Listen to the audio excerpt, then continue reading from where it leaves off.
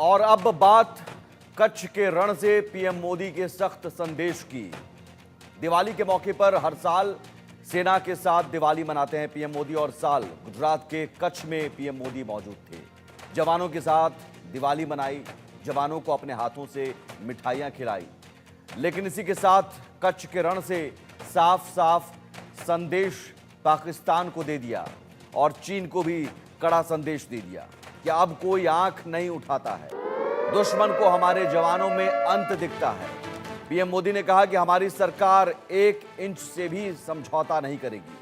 PM Modi ने 1971 का युद्ध याद दिलाया और कहा कि 1971 में हमारे जवानों ने मुंहतोड़ जवाब दिया था और अब भारत की तरफ आंख उठाकर देखने की हिम्मत नहीं है, क्योंकि उन्हें हमारे जवानों में अपनी मौत नजर आती है और अब 1 इंच जमीन से भी कोई समझौता भारत नहीं करेगा।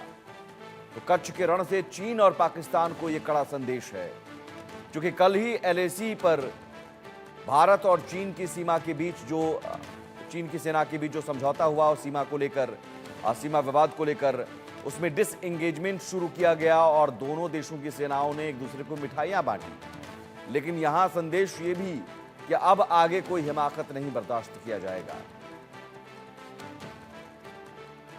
कच्छ के इसी क्षेत्र में भारत की अखंडता का उद्घोष करती ये सर्क्रिक भी है। अतीत में इस क्षेत्र को रणभूमि बनाने की कोशिशें भी हुई। देश जानता है सर्क्रिक पर दुश्मन की नापाक नजरें कब से टिकी है, लेकिन देश निश्चिंत भी है, क्योंकि सुरक्षा में आप तैनात है।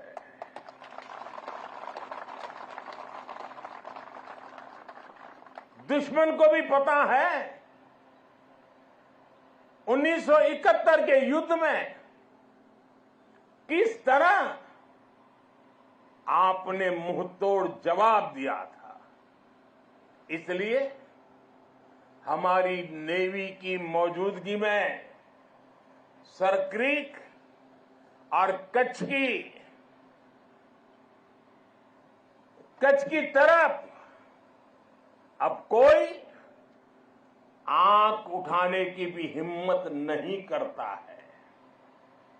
साथियों, आज देश में एक ऐसी सरकार है जो देश की सीमा के 1 इंच से भी समझौता नहीं कर सकती। एक समय था जब डिप्लोमेसी के नाम पर सर्क्रिक को छल से हड़पने की पॉलिसी पर काम हो रहा था। मैंने तब गुजरात के मुख्यमंत्री के रूप में भी देश की आवाज को बुलंद किया था। और इस क्षेत्र में आज मैं पहली बार नहीं आया, मैं इस क्षेत्र से परिचित रहा हूं, कई बार आया हूं, बहुत आगे तक जाकर के आया हूं। इसलिए आज जब हमें जिम्मेदारी मिली है तो हमारी नीतियां हमारी सेनाओं के संकल्पों के हिसाब से बनती है।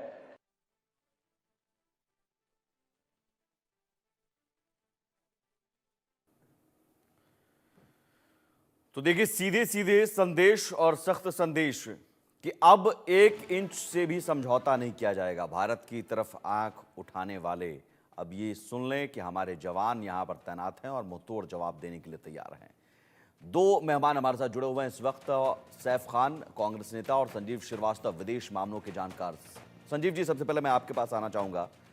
ये एक संयोग भी हो सकता है कि एक तरफ तो LAC पर भारतीय सेना और चीनी सेना के बीच मिठाइयों का आदान प्रदान हो रहा था, लेकिन वही चीनी सेना जो बार बार विश्वासघात करती है, तो इसलिए संदेश ये भी कि आगे फिर दोबारा हिमाकत करने की कोशिश ना करें। डिसएंगेजमेंट शुरू कर दिया गया, पेट्रोलिंग अब शुरू हो गई, लेकिन आगे अगर फिर इस तरह की स्थिति होती है तो भारत अब बर्दाश्त नहीं करेगा।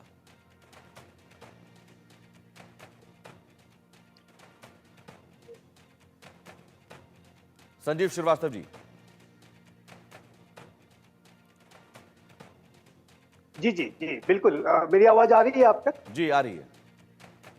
जी जी देखिए सुमित जी, निसंदेह भारत, जो आज का भारत, नया भारत प्राइम मिनिस्टर श्री नरेंद्र मोदी के नेतृत्व का है, वो आतंकवाद के संदर्भ में और सीमा पार से जो भी भारत के विरुद्ध साजिशें रची जाती हैं उसके विरुद्ध जीरो टॉलरेंस के अप्रोच के साथ कार्य करता है। और हम ये भी इस अप्रोच के साथ भी कार्य करते हैं कि ना तो हम भूलेंगे और ना तो हम माफ करेंगे।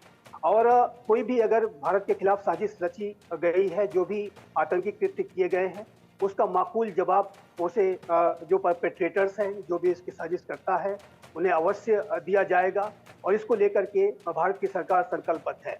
और हमारे राष्ट्र के की सीमाओं की जो प्रहरी हैं, हमारे जो सेना के जवान हैं, उनके मनोबल को बढ़ाने के लिए हमने देखा है कि प्रधानमंत्री श्री नरेंद्र मोदी प्रतिवर्ष सीमा के क्षेत्रों में जाते हैं और अपने हाथों से, ये बड़ा ही भावुक कर देने वाला पल होता है सुमित जी, कि जब ये हम देखते हैं कि हमारे प्रधानमंत्री श्री नरेंद्र मोदी हमारे जो दूरवर्ती क्षेत्रों में, सुदूर क्षेत्रों में हमारे जो जवान तैनात हैं, अपने घरों से दूर हैं, उनको अपने हाथों से जब दिवाली की जो मिठाइयाँ खिलाते हैं, वो भी अपने आप में एक बहुत ही मनोरम और बहुत ही ज़्यादा भावुक कर देने वाला दृश्य भी होता है। और निसंदेह जो परिवार इस तरीके का त्याग करते हैं, ये उनके लिए भी अच्छे क्षण होते हैं। तो कुल मिला के अगर देखें तो आज का ये जो नया भारत है, वो चाहे हमारी विदेश नीति हो, हमारी रक्षा नीति हो, सब में बहुत ही संकल्पबद्ध तरीके से आगे बढ़ रहा है। और पाकिस्तान प्रायोजित आतंकवाद और पाकिस्तान प्रायोजित जो साजिशें हैं, उसका जवाब देने के लिए आज का जो भारत पूरी तरह से तैयार है। इसीलिए हमारे प्रधानमंत्री श्री नरेंद्र मोदी ने कहा कि एक तरफ जहां चुनौतियां हैं, वहीं एक निश्चिंतता भी है, क्योंकि आज हमारे जो सैनिक हैं, वो जिस तरीके से अपनी संकल्पबद्धता और अपनी वीरता पराक्रम को दिखाते हैं, उससे हमारे देश के अंदर एक निश्चिंतता भी है कि ये नया भारत कोई भी चुनौती डील करने के लिए समर्थ है, सक्षम है। और ये एक बड़े ही गर्व की भी बात है। तो ये मेरा ऐसा मानना है सुमित जी कि ये बहुत ही स्पष्ट मैसेज है, और ये मैसेज पाकिस्तान के हुक्मरानों को, वहाँ के डीप स्टेट को सीधा जाता है। और जाहिर है कि यदि उन्होंने लगातार ऐसी साजिशें भारत के खिलाफ करना बंद नहीं किया, तो ये उनके भविष्य के लिए बेहद घातक साबित होगा। उनका वो भस्मासुर उन्होंने जो पाल रखे हैं, वो तो स्वयं उनको जला ही रहे हैं, लेकिन साथ ही साथ भारत की भी कोई बड़ी कार्रवाई हो सकती है। और भारत, आप जानते हैं कि हमने पहले भी पाकिस्तान के खिलाफ कार्रवाइयाँ की हैं, और आने वाले समय में यदि ऐसी आवश्यकता आती है, तो मेरा ऐसा मानना है कि हमारा जो सुरक्षा तंत्र है, हमारा जो राजनीतिक नेतृत्व है, वो बड़ी से बड़ी कार्रवाई आतंकवाद के विरोध में कर सकता है। इस तरीके की भी संभावनाएं हो सकती है। सैफ खान साहब, सियासत से ऊपर उठकर पीएम मोदी ने जो कड़ा संदेश दिया है, उस संदेश के साथ पूरा देश खड़ा है, कांग्रेस भी खड़ी है। देखिए, बिल्कुल जाहिर सी बात है, हमारे देश के प्रधानमंत्री हैं, जो संदेश उन्होंने दिया है, अच्छी बात है कि संदेश जो है दिया। और मैं एक चीज बहुत क्लियर और स्पष्ट करना चाहता हूं आपके चैनल पे, कि हमारे देश पे जब भी पड़ोसियों देशों ने या जिस भी देश ने जो है कोशिशें की उल्लंघन करने की, तो उसको मुंह तोड़ जवाब हम हमेशा से देते आ रहे हैं, चाहे वो चाइना हो या पाकिस्तान। आपको याद होगा, पाकिस्तान की तो ऐसी बुरी हालत की थी कि पाकिस्तान को तो 2 टुकड़ों में बांट दिया गया था। उनके 90,000 सोल्जर्स जो हैं, उनको घुटनों के बल लाया गया था। 5,000 टैंक्स उनके डिस्ट्रॉय कर दिए गए थे।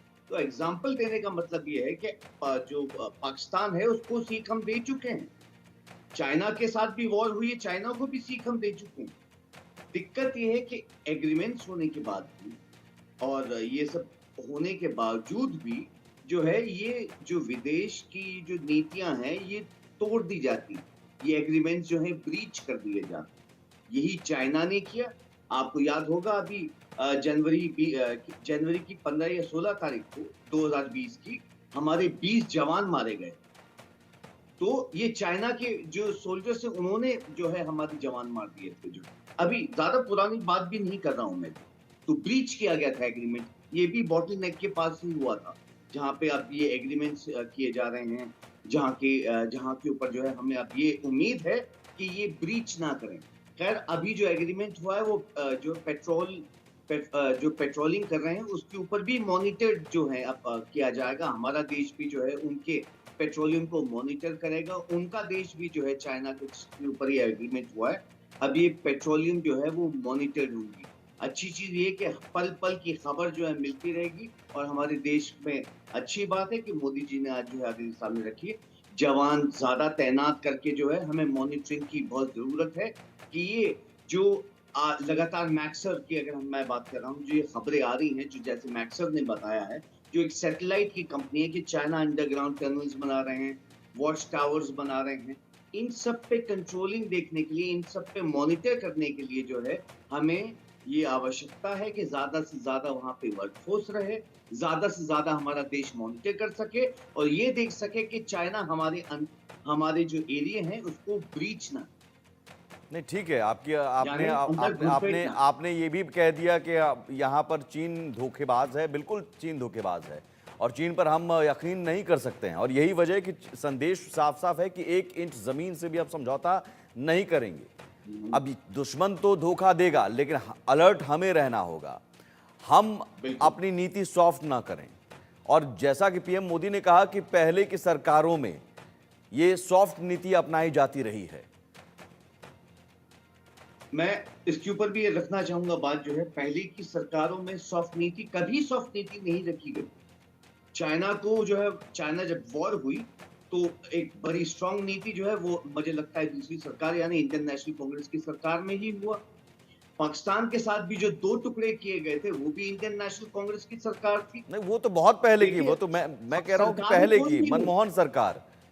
मैं समझता हूँ। देखिए सरकारें कोई भी हो, हाँ। हमारा देश में सरकारें कोई भी हो, सरकारों का फर्ज क्या है कि अच्छी से अच्छी रणनीति बनाए, अच्छी से अच्छी फैसिलिटियां दें कि सर अच्छे ये से तो अच्छा बात हम मानेंगे लोग कि अपनी पाकिस्तान कंट्री अब को डिफेंड कर सकें। डरा हुआ है, पाकिस्तान अब खौफ में रहता है सर्जिकल स्ट्राइक के बाद से खास तौर पर। और हालात ये हैं कि हमने सारे संबंध तोड़ दिए हैं। पहले कबूतर उड़ाए जाते थे, हमारे सैनिकों के गले काटे जाते थे और इधर से कोई कार्रवाई नहीं होती थी। देखिए पाकिस्तान तो हमेशा से डरा रहा है जब से हमारा देश बना। मैंने आपको एक अभी एग्जांपल दिया कि हमारे हिंदुस्तान की नहीं, आर्मी तो जब आपको जंग हुई वही कह रहा हूं पाकिस्तान कि के ये साथ, पीएम मोदी ने सवाल क्यों उठाया कि पहले की सरकारों में कहीं ना कहीं सॉफ्ट नीति रही है। अब आपको बिल्कुल नहीं रही है। सॉफ्ट नीति का एक उदाहरण मैं दे रहा हूं सर। 2010 आपको याद होगा, पाकिस्तान के साथ रिश्ते सुधारने के लिए आप मनमोहन सरकार किस लेवल पर चली गई थी कि जो 25 आतंकी हैं, शाहिद लतीफ जैसे, जो पठानकोट हमले का मास्टरमाइंड माना जाता है, शाहिद लतीफ जैसे 25 आतंकियों को आपने छोड़ दिया था, पाकिस्तान भेज दिया था, कबूतर उड़ा रहे थे आप। आपने जो एग्जांपल दिया, अभी मैं ये बोलूं कि जो का केस हुआ हमारे देश में, पार्लियामेंट पे अटैक हुआ जो देश में, प्लास्टिक एक्सप्लोजिव जो विधानसभा में भी पाए गए, वो किसकी सरकार में हुआ? भारतीय जनता पार्टी की।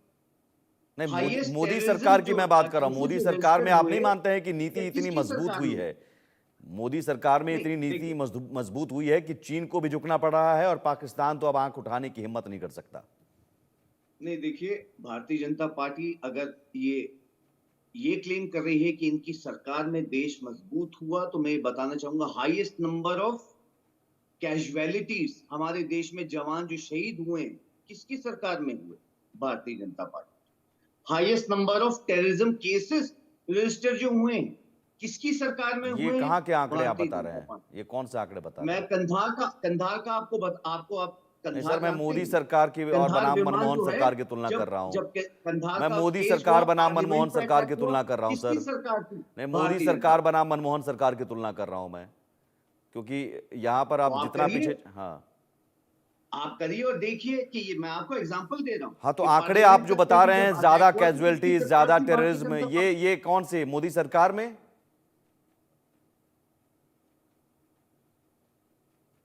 ये मोदी सरकार के आंकड़े आप गिना रहे हैं क्या? ये कहाँ के आंकड़े हैं? बिल्कुल गिना रहा हूँ, ये मोदी सरकार के ही आंकड़े गिना रहा हूँ। कहाँ से लाया आपने संधार ये कब आंकड़ा? हुआ था? मोदी सरकार में नहीं, भारतीय जनता पार्टी की सरकार में, या मोदी की अपनी सरकार है। हाँ। देखिए, नहीं, मैं हमारे मनमोहन देश में सरकार भारतीय कह रहा हूँ ना जनता भाई, पार्टी का टेन्योर मनमोहन तो सरकार भी आता कह रहा रहा है, हूँ। और कहा जो है जाता है, अब अटल उसमें जी भी खेमचंद भारतीय शर्मा जनता जी। पार्टी से ही थे। जी, नमस्कार। आप सभी को दिवाली की बहुत-बहुत शुभकामनाएँ। आपके सभी दर्शकों को भी दिवाली की बहुत-बहुत शुभकामनाएँ। जी। जी। सवाल ये है कि क्या मोदी सरकार में एक मजबूत नीति और सैनिकों पर दृढ़ संकल्प विश्वास हमारे सेना के जवानों पर, जिसकी वजह से आज ये पाकिस्तान तो आंख उठाने की हिमाकत नहीं कर सकता और चीन को भी झुकना पड़ रहा है, पीछे जाना पड़ रहा है। लेकिन कांग्रेस कह रही है कि साहब आपके ही राज में ज़्यादा कैजुअलिटीज हुई हैं, टेररिज्म बढ़े हैं। देखिए, साँच को कोई आँच नहीं होती। जो सच सच है, वो स्वयं में अपना प्रमाण देता है। और हमने देखा है कि 10 साल में किस तरीके से आदरणीय प्राइम मिनिस्टर मोदी जी के नेतृत्व में आज भारत आँखों में आँखें डाल के सभी से बात करता है। हम लोग झुक के बात नहीं करते। आज सिर्फ भारत है जो सभी से बात करता है और सब शक्तियाँ भारत से बात करती हैं, भारत में विश्वास करती हैं। आज चाइना पीछे हटा है। चाइना जो अमेरिका को भी घुर्की देता है, अमेरिका को भी हड़काता है, आज अगर वो अपनी पोजीशन से पीछे हटता है और जो भारत की 2020 की जो पोजीशन थी, उसको एक्सेप्ट करता है, भारत की बात को एक्सेप्ट करता है, तो ये अपने आप में दिखाता है कि भारत कितना मजबूत है, भारत की सेना कितनी मजबूत है। अभी ये बात कर रहे थे, हम सब जानते हैं किस तरीके से हजारों किलोमीटर हमारी भारत की भूमि चाइना युद्ध में ले ली थी। क्योंकि उस समय ना तो हमारी सेना प्रिपेयर थी, ना हमारी सरकार प्रिपेयर थी, ना हमारी मानसिकता थी, क्योंकि उस समय हमारे जो नेता थे, अपने आप को विश्व लीडर बनाने में लगे हुए थे। लेकिन लोकल स्तर पे अपनी सेना के लिए या सेना की प्रिपरेशन के लिए उन्होंने कुछ नहीं किया। आज 360 डिग्री पे काम हो रहा है। इंफ्रास्ट्रक्चर पे युद्ध स्तर पे काम हो रहा है, सेनाओं के मॉडर्नाइजेशन पे युद्ध स्तर पे काम हो रहा है, साइंस एंड टेक्नोलॉजी में युद्ध स्तर पे काम हो रहा है। अभी ये मॉनिटरिंग की बात कर रहे थे। अभी हम मॉनिटरिंग सिर्फ प्लेन से नहीं करते, हम स्पेस से मॉनिटरिंग करते हैं और सैटेलाइट के माध्यम से, टेक्नोलॉजी के माध्यम से कंटिन्यूअसली मॉनिटरिंग होती है। मॉनिटरिंग के साथ-साथ सपोर्ट सिस्टम भी है, रिस्पॉन्स सिस्टम भी है। और वो दिन दूर नहीं कि जब मैनुअल ह्यूमन इंटरवेंशन के साथ-साथ ऑटोमेटिक साइंस और टेक्नोलॉजी स्पेसिफिक नहीं, लेकिन इंटरवेंशन कांग्रेस के जो दावे और हैं टारगेट कि भाई आपके राज में टेररिज्म और कैजुअलिटीज बढ़ी है, हालांकि इन ये आंकड़ों तो के पीछे क्या ये दावे सोर्स है पता नहीं। ये दावे तो झूठ का पुलंदा है और कुछ नहीं है। हम सब जानते हैं कांग्रेस के जमाने में कोई भी शहर सुरक्षित नहीं था। सीआरपीएफ दिल्ली में भी हो सकते थे, मैं नहीं कह रहा। मुंबई में भी होते थे, कहीं भी धमाके हो सकते थे। लेकिन पिछले 10 साल में ऐसी स्थिति हुई नहीं है। पाकिस्तान को भी कंट्रोल में किया है। पाकिस्तान कटोरा लेके पूरे विश्व में घूम रहा है। और जो वो हमारी जम्मू कश्मीर की बात करता था, आज पीओके पे पूरा फोकस है। आज पीओके ये कह रहा है कि हम भारत के साथ जाना चाह रहे हैं। आज पूरे विश्व में ये बात है कि पीओके कब भारत में जुड़ेगा। अब ये नहीं है कि हमारा जम्मू कश्मीर कब पाकिस्तान में जाएगा। अब ये उल्टा रिवर्स जो हुआ है, ये अपने आप में दिखाता है कि जो मोदी गवर्नमेंट है वो स्ट्रांग गवर्नमेंट है। आज पाकिस्तान में चारों ओर से पाकिस्तान को डिवाइड करने की आवाज उठ रही है, जो स्ट्रांग आवाज उठ रही है, वो अपने आप में दिखाता है कि आज पाकिस्तान हम पे हावी नहीं है, बल्कि हमारी वजह से पाकिस्तान आज अपनी औकात में है।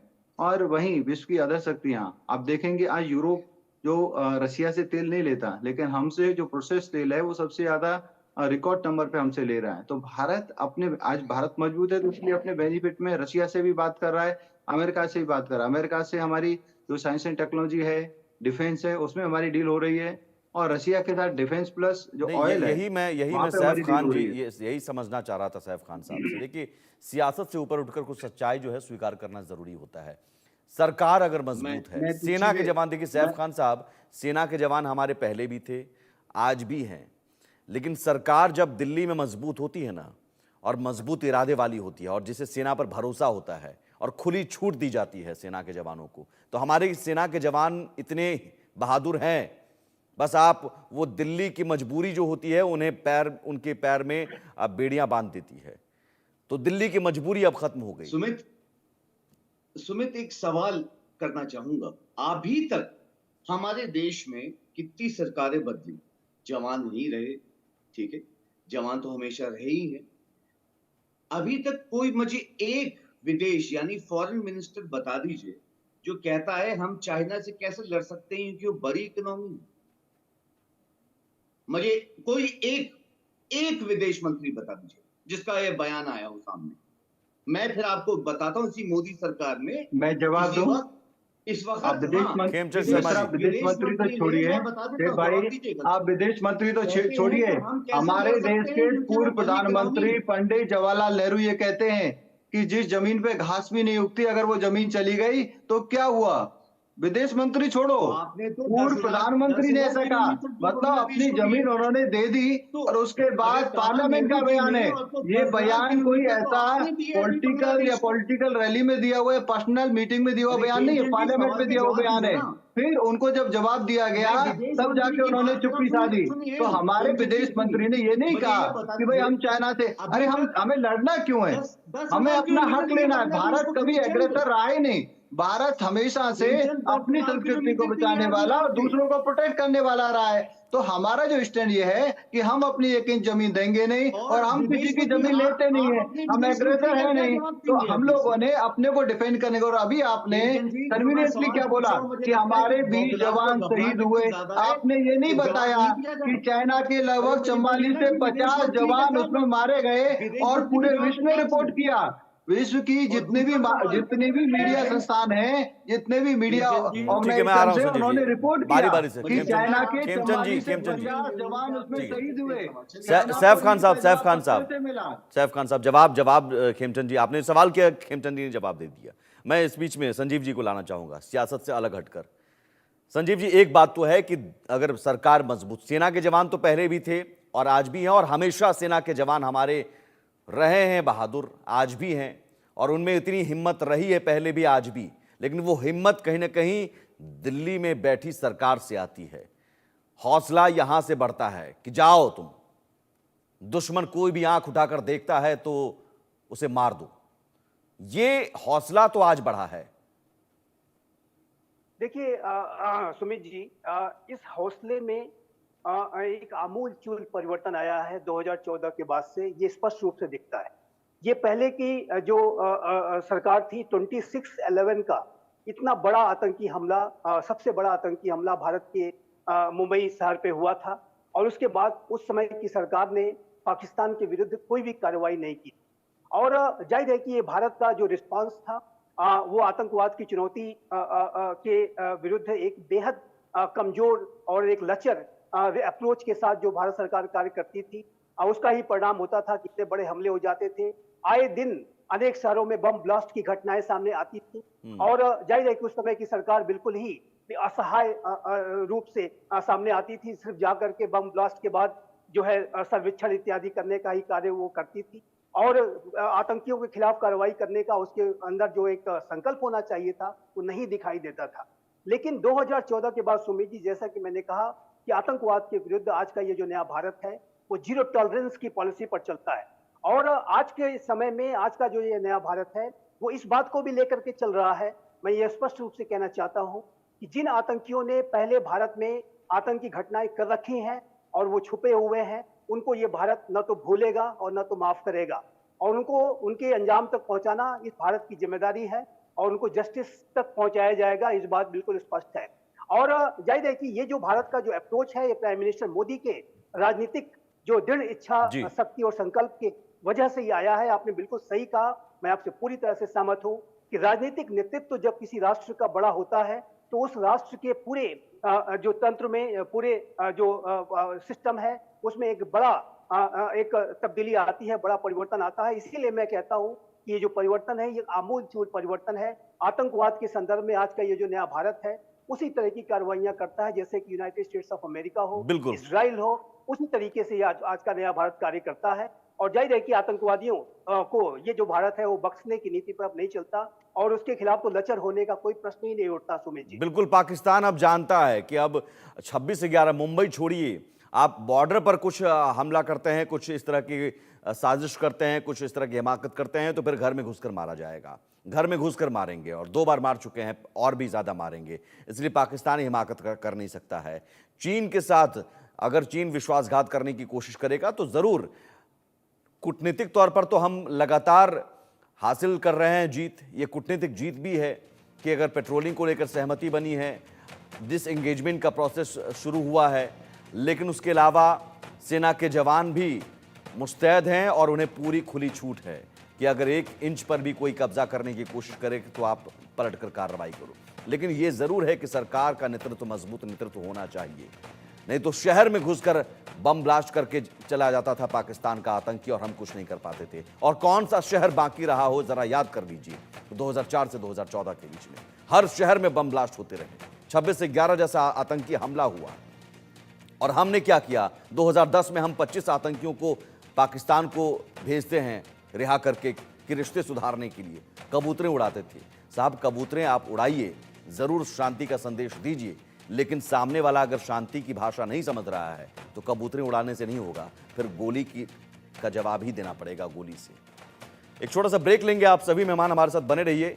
ये सवाल तो आतंकवाद का था और साथ ही साथ भारत चीन का था, लेकिन नक्सलवाद भी आप याद कीजिए, वो दौर जब नक्सलियों के हमले लगातार होते रहे और हमारे जवान शहीद होते रहे। तो क्या इन 10 सालों में नक्सलवाद को लेकर भी कार्रवाई ऐसी हुई कि अब नक्सलवाद अपनी अंतिम सांसें गिन रहा है? पीएम मोदी ने यह भी बड़ा बयान दिया। हम इस पर भी समझने की कोशिश करेंगे अपने मेहमानों के साथ एक छोटे से ब्रेक के बाद।